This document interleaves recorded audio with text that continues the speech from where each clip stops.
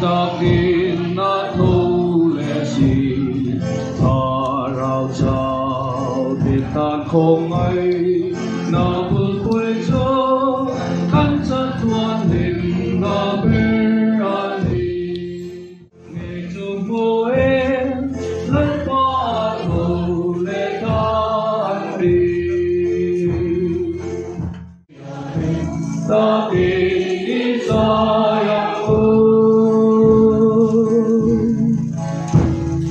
lời qua trôi môi dài rồi để trôi môi ngờ để qua phát bỏ thôi rồi theo lên nên nó cho Apo tu tu tu jangan tu kira.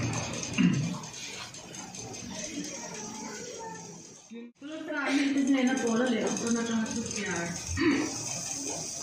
Krista nutar. Tu di suara Krista.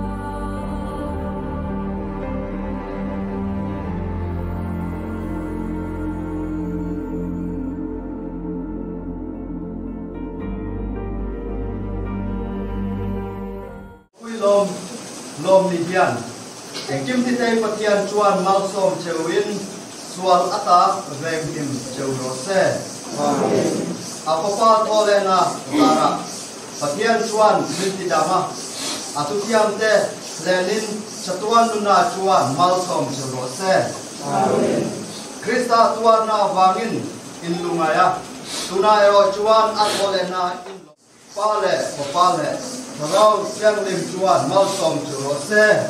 Amen. Krista thamanen in ro. Alleluia, alleluia. Pathian ne la long tu